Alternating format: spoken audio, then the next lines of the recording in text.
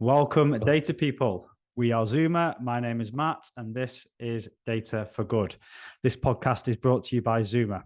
Zuma is a dedicated recruitment company for senior data insights and analytics professionals, connecting you with Berlin's most influential companies.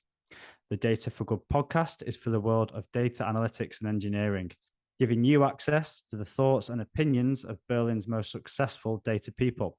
Today, we are joined by Alexey, Principal Data Scientist at OLX Group and founder of Data Talks Club. Looking forward to this podcast as Alexey is going to share with us his journey in data science, the growing popularity of data engineering, and the power of community. Alexey, welcome. How are you? A pleasure. Hi, it's a pleasure to be here. I'm good. Fantastic. So, yes, you have your full-time job as well as your work in the community. How do you find the time? I just clone myself, and one Alexey works, and the other one runs the community. Nice. Duplicate, and replicate. Now, looking into your background, you weren't always a data scientist. So you started off in software engineering. What was it that opened your eyes to the world of data science? Okay. But coming back to cloning, that answer completely satisfied you, right? Okay. Yeah. So I started my career like as a Java developer indeed. So my first, I think 2-3 years, even maybe more, I spent developing software in Java. And I was working at a bank as a Java developer. I don't know, like calculating money, writing some pipelines, data pipelines, moving data from one mainframe in a database, like I think it was IBM database from the 90s. Then like it was some Java code around a lot of legacy. And then at some point it became a bit boring, maybe. Like I wanted to have something new. And then I discovered this thing, a colleague of mine actually recommended it to me, that was called Coursera. So it was free courses. Okay. And one of the courses there was about machine learning. And I thought, okay, like let's see what is that. It seems popular. People are talking about this. So let me check it out. So I enrolled in the course. I actually, and then from the very first lesson, it just, I was like, wow, it's so cool. I really want to do this. And then this is the feeling I started the course with. This is the feeling I finished the course with. And I thought, okay, like I really want to do this. How can this become my career? And then after that, I started thinking, okay, like what do I need to do? So I started interviewing. I continued taking courses, started interviewing. Back then, it wasn't the best time for people with software engineering background to become data scientists because the companies wanted to have somebody with PhDs and I don't know, lots of papers. And I thought, okay, like I don't have a PhD, I don't even have masters, so let me start with masters. I enrolled into a master's program, which actually brought me to Berlin. So I studied in the Technical University of Berlin. And yeah, I really liked the city. And after graduating, my wife and I, we decided to stay here and then look for a job here. And this is how I found my first job. And interestingly, in Berlin in 2015, when I was looking for a job, people didn't really care whether I have a PhD or not. So it was a bit like before that, when the companies didn't know what they need. So 6-7 years ago, it was already better. And yeah, it started there. So and since then, like I worked full time as a data scientist. Okay, so it started out with coincidence, and then your curiosity brought it forward, and not the lowering of standards, but the lowering of expectations for a data Yeah, scientist certainly exactly. opened the door for you. Or maybe I wouldn't say lowering, but rethinking, maybe. Like thinking, okay, what are the skills that are important for actually delivering value, which wasn't so theoretical foundation is important, but maybe not the game changer. But being able to take the model you create and then productionize it, so that was important, and companies realized that because a PhD doesn't necessarily give you the skill, but software engineers have it. So it was and it's still a good time for software engineers to transition to data science. That was my next question. So, would the masters be as important now? I mean, how much did you gain from that masters? Well, it was fun times, and I actually was receiving scholarship. So not only like it was a very relaxed time. So like I didn't need to worry about anything. So I just needed to show up at university, do some things, and good thing it was like only 3 days a week. So basically, I had Mondays and Fridays to myself, and I was receiving scholarship. Like it was okay money for a student. So it was like the best time of my life, but at the same time, I mean, of course, I really enjoyed that time. Well, the best time is still ahead, of course. Uh, yeah, so it was good time, right? So I was enjoying my life. I didn't need to worry about anything. So I was getting money. It was pretty relaxed. Yeah, so it was fun. So like I really enjoyed learning. But now when I look back at this and in retrospect, I think like it was fun 2 years, but thinking career-wise, maybe I would be better off if I spent these 2 years on my career working in the industry rather Mm-hmm. than doing learning, studying, and a bit of research, what I was doing at university. Because most of the skills I picked up at university weren't actually needed at work. I think the only thing that turned out to be quite important at the end was my master thesis. And the reason it was important because it was a project that I delivered independently with some help from my supervisor, but Yeah. it was an end-to-end project that I had to do myself. And this Right. was what the employer who ended up hiring me, the company, Searchmetrics, this is what they cared about. So it somehow coincided with what they were doing. So they Mm-hmm. were very interested in my thesis or in the code that might like not the paper, but Yeah. like the actual thing, the code, the project.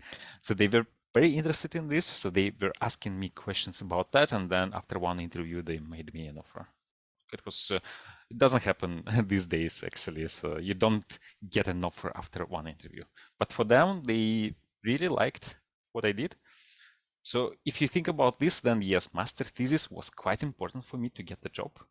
Mm-hmm. But yeah, I think it's there are other ways to spend 2 years of your life, which could give you better return on time investment career-wise. Like for example, working for 2 years is better than not working for 2 years, right? Yeah, definitely. Would you, I mean, your career, we're going to be working for many, many years. Would you, it sounds like you'd recommend maybe even at the start using those 2 years for practical experience as opposed to theoretical experience on a Exactly. master's. Exactly. Yeah. Like I don't know, get a paid gig. Gig is like I don't know, it's an American word for a side job, right? Not everyone knows. I was talking to a friend recently and I suggested like how about getting a gig? And he was like, what? What are you talking about? What does it even mean? Yeah, a gig over in the UK is a music concert. Okay. So Right. I don't know if there's a connection there or not. So it sounds like you developed a lot of autonomy in your research, though, or was that something that pre-existed as a developer that you enjoyed working self-driven projects? I mean, at university, you're kind of put in this environment where you have at least for the thesis, you have your supervisor who helps, but you kind of need to figure out it on your own, Hmm. more or less.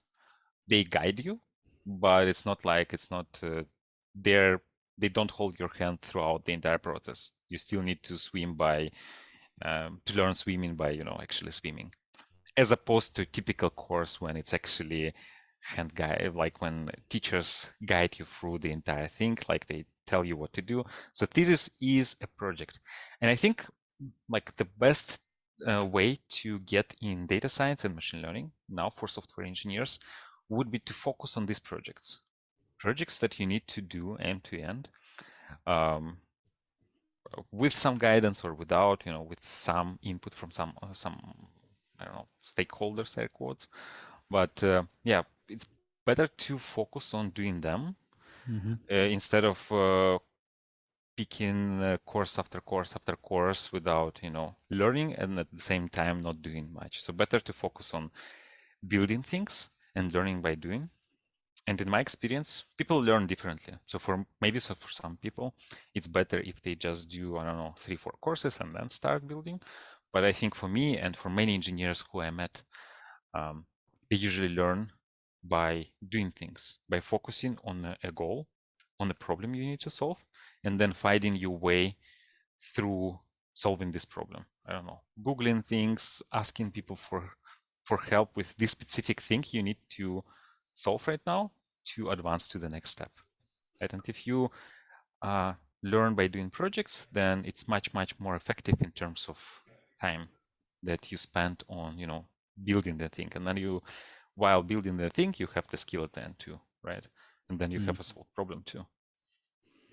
Okay, so I'm a Java developer, a seasoned Java developer, and I'm looking across at my principal data scientist within the company, and I'm thinking, how do I get involved in that? What questions should I be asking the principal to help me on my way?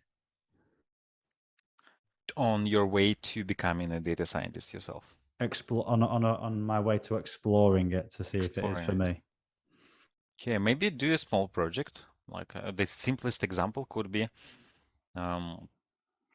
predicting the price of a car.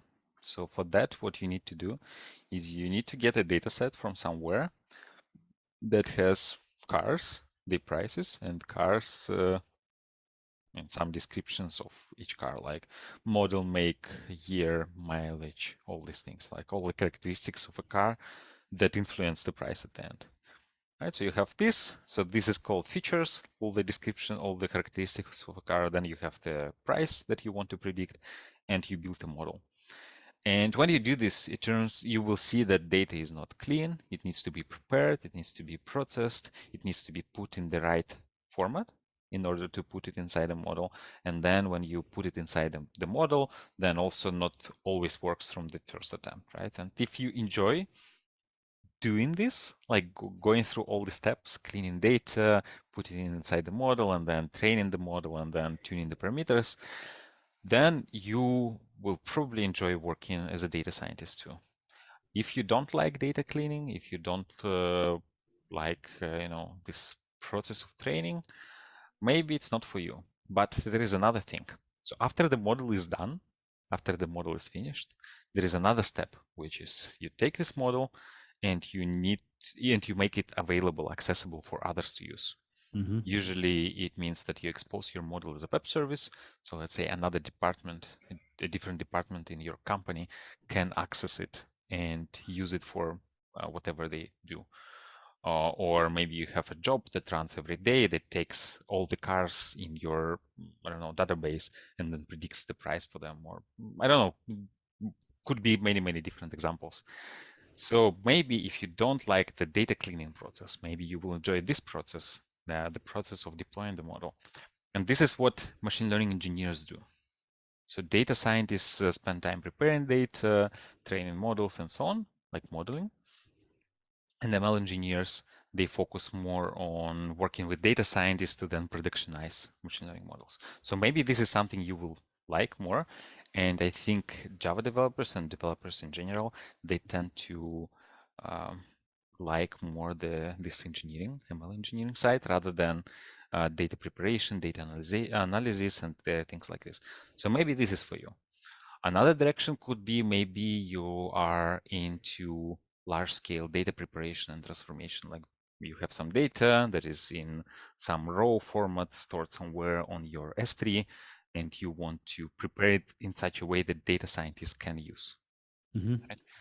And if you enjoy working with things like for that, you will need to use tools like, I don't know, Spark or Lambda or Kafka. There are many, many things, technologies that you could use there. And if you enjoy working with these things, then maybe you can try doing data engineering. And if none of this sounds interesting, then maybe you can just keep on doing your Java stuff too. Nice. So it sounds like you should do kind of a trial run, get a project exactly. up and running, and see which aspects you Um, enjoy.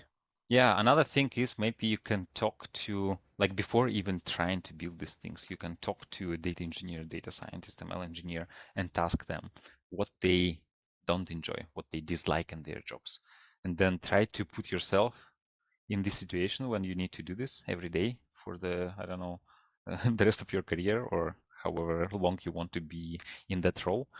And then ask yourself, will you enjoy doing this? Like, will you enjoy cleaning data, right? Will you enjoy tuning models?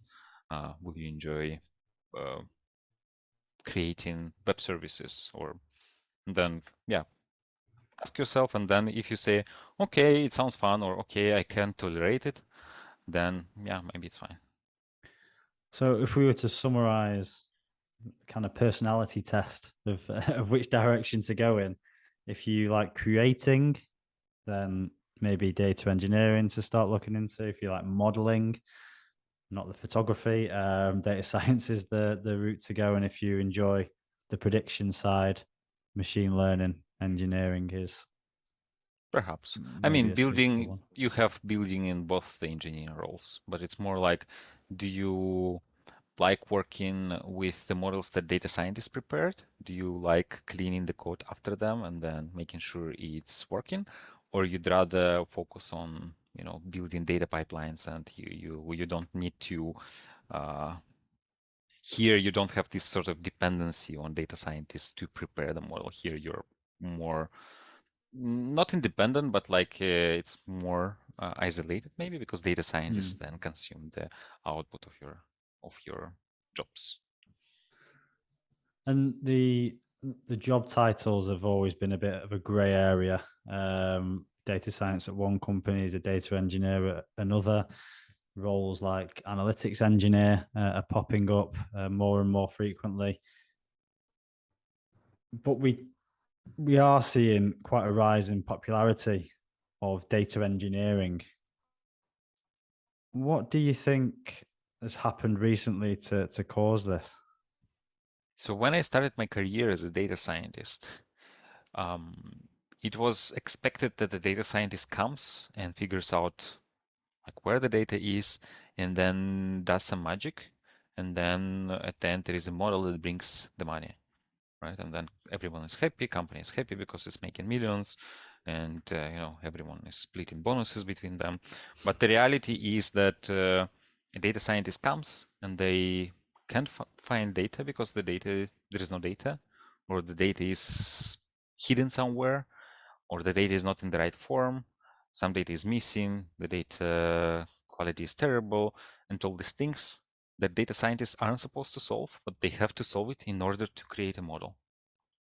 And that led to understanding that, okay, maybe before we hire a data scientist, maybe we can hire somebody else who will lay the foundation. So then when the data scientists come, they don't spend a lot of time figuring out where to take the data. Is the data even there? How to prepare it? They just, okay, the data is here in this table. Let me take it, do some basic exploration preparation, and then just put it in our model and then train it. So this is what happened. So companies, in a way, became more mature. They understood what the process involves, and they saw that this process of creating a data ML product has certain stages, and then people with different qualifications, with different skills, need to be involved in each stage. Mm-hmm. And that, I think, among other things. So I don't want to say that it's only because of data science, data engineering became, I'm looking for a word, like maybe more common, let's say, like more in demand, right? I Yeah. don't want to say it's only because of data scientists, but that was one of a contributing factor, I think. I think so. Realization that there should be data to do data science. Without data, it's just science. And how can you convert science into money. It's more difficult, right? Yeah, definitely. Then the same with ML engineer, right? So when you have a model, mm, like it's not enough just to train your model in your Jupyter notebook and leave it there. It needs to be used to be useful. And if it's not used, then it's not useful. It's useless, even if it's like the best model in the world. If other teams do not consume this model, they don't make predictions, they don't use this model for making decisions, then your model is good as, like it's useless basically. So then it led to this role as of ML engineer. So we have three, right? So we have data engineer, data scientist, and ML engineer. Okay, so if I was a startup and I've got the luxury of building from scratch, it's an ideal situation. As a CEO, what kind of journey should you be going on to get the most value from your data using those three job titles or Yeah, well, responsibilities? first of all, I guess you just need usual developers to develop the backend of your thing and front end, right? Then you get a data engineer who starts collecting, I don't know, making sure that the data is tracked properly, the data is stored properly, there is a database with the data is accessible, documented, and so on. And then after that, they can hire a data scientist. Usually it's enough to get your first model maybe deployed and then used, because data engineers usually are engineers. They can do some of the what we referred to ML engineer. Data engineers usually can do that too. And then at some point when you have multiple models, then probably hiring an ML engineer will make sense too. Also, instead of a data scientist, you can hire an ML engineer immediately after data engineer, because ML engineers usually know a bit of machine learning, know enough to build the first useful model, deploy it, productionize it, show that it's useful, and only after that you can hire a data scientist who will come and will improve this model. So I think these two approaches are good. And then, yeah, like I think they will lead to good results. Okay. So if money was a little bit tight and we could only have two out of the three for a long term, which two Yeah, engineers. present the engineers? Yeah. Data scientists are great, but a startup maybe doesn't need a data scientist yet, because there are most of the problems that startups deal with are engineering problems, not data science problems. That's why until you solve these problems, until you make sure that there is foundation for a data scientist to come and be useful, then maybe you should wait before hiring a data scientist. Okay. And ML engineers, is that quite a recent? How many years of kind of that responsibility being around for? Maybe like, I don't know, 4, 5 years, four maybe. I mean, before that, it was just called data science. And then I think at some point the split was between data engineering and data science. Right? So people realized that data engineering is a separate thing. And then data scientists were supposed to deploy models. But then again, they are scientists, they are not engineers, so they can do this, but maybe the results aren't always great because it's not the core responsibility that they have. And then they realized, okay, we need actually engineers. So some companies call them data science engineers, but I think the term ML engineer stuck more. Okay. And how much more divided do you think the area will become? So, for example, data science has gone into data scientist and machine learning. Are there any other disciplines you think we will see in the near future? I mean, you mentioned this analytics engineering, right? So that's a new thing. So as far as data engineers, data scientists, ML engineers go, I think it's the industry is kind of converging, more or less. But then there are also analysts, data analysts that we didn't talk about.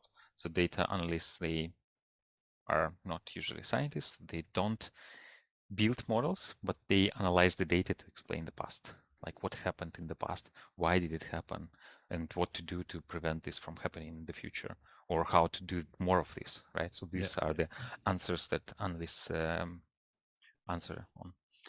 And again, you have the same problem. If you don't have the foundation, the data foundation, an analyst joins the company and there is no data, like where do they get it from, right? So that's why you need a data engineer first. Then you can have a data analyst. And then the role of analytics engineer is something between these two. So an analytics engineer knows analytics and knows a bit of engineering to not completely rely on data engineers for preparing data. So they can go and prepare some data themselves, and they know enough analytics to actually answer basic questions. So they're not necessarily, so I wouldn't say they are perfect data engineers. They are not perfect data analysts either, but they are perfect mix, let's say. Okay. So you're a data scientist. You're speaking with a company, for example, and you're trying to understand how mature their data setup is. What one or two questions should you be asking? Yeah, well, first of all, what kind of problem do you have in mind for me? Like if I join your company, what will I work on? And then they would say, okay, you will work on this use case. But then I would ask, do you have data for that? Or they can say, oh yeah, we have some table, or maybe not really. Like, and then, or like you can start, digging deeper in understanding the use case. You can understand how well defined this use case is, on what it was based on. Like, was it something that, I don't know, some consultants came and said that you need to do this, or was it something more, coming from within the company, and where the need is coming from, right? And then based on that, you can probably figure out like how much data is already there, how much analytics was already done to understand that this problem is actually worth solving, and all that. So yeah, just start to dig deeper in understanding what your future responsibilities will be, and based on what this, where it is coming from. So to start off with, do you have data for that? And then you dig. Yeah, exactly. You dig from there. Fantastic. So you're a very active member of the community. You're the founder of Data Talks Club. What kind of profession do most of your attendees, your followers, subscribers, what kind of background do they have? Community members. Community members. Yeah. So, well, it's Data Talks Club, which is the place to talk about data, which includes pretty much every role we talked about today, starting from data analysts to ML engineers and everything in between. So that was at least the original idea, to have a place where all folks who are interested in data can talk to each other, exchange like experience, learn from each other, ask questions, answer questions, collaborate, and so on. It somehow happened that analysts are not very common. Let's say we don't have a lot of analysts in the community. But we have data scientists, we have data engineers, and we have ML engineers. Maybe it's because of my personal background. So I'm more of an engineer, plus with experience in data science. That's why maybe it attracts people who are somewhat similar to, who have similar interests. I know nothing about data analytics. Well, I know a few things, but I'm not deep into analytics. Yeah. And there are, to be honest, there are really great communities who focus on analytics, like, for example, Locally Optimistic. So they are really great in that. And it's just hard to, let's say, not compete, but, convince people to join two communities to talk about the same thing. They rather gravitate to one thing where all the analysts are already there, so they just talk there.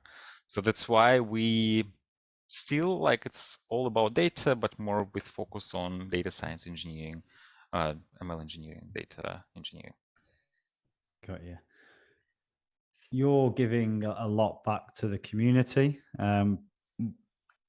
what have you found for your own personal development by running such a program? I don't know, maybe time management, how to clone myself. Of course, I haven't figured out how to clone myself, but I learned to um, I'm very disorganized person, but still, like somehow I try to have some order there, so I don't need to spend a lot of time on running the community. So have some processes, um, have some documents, as automate as many things as possible, and yeah, so I don't need to spend too much time running the community. And this journey, learning all these things, how can I automate this process? How can I describe this process in such a way that I can delegate it and all these things?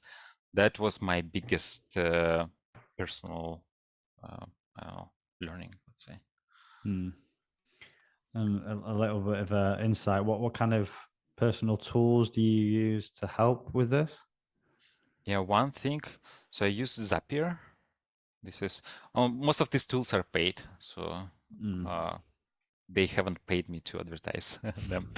So Zapier is a tool that can connect pretty much anything with anything. So it's a data, or it's just an integration tool. So let's say we use Eventbrite for hosting events. And then what I was doing is I was first creating an event in Eventbrite, and then I was posting this to Slack, to LinkedIn, and to Twitter saying, hey, we created this event, go here and register. And then I found about Zapier. So with Zapier, I can automate this process. So the moment I hit publish in Eventbrite, it's automatically propagated to all this, to Slack, to Twitter, to LinkedIn, and yeah, there are many other things that I use Zapier for that are like this, to automate things that just take a lot of time. Nice. So the end goal is to clone yourself, but for now we've got a Yeah, few automation integration yeah. tools to help out with that. Yeah, I also use Trello for project management, for repetitive tasks too. Like, Mm. okay, what are the things I need to do to announce an event, and then I just have a checklist which I follow for each event. Then another tool I use is Airtable. Yeah. It's for storing all the data in tabular format, and there are a bunch of other tools that I like. For example, Loom. I really love Loom. Loom is just a tool for recording video. It's very convenient. You just start recording the tool, start recording your screen, and then you click stop, and then you have a link that you can share. I use it. We use it a lot for courses in Datadogs Lab. Yeah, nice. Notion is what a big one for Yeah, me.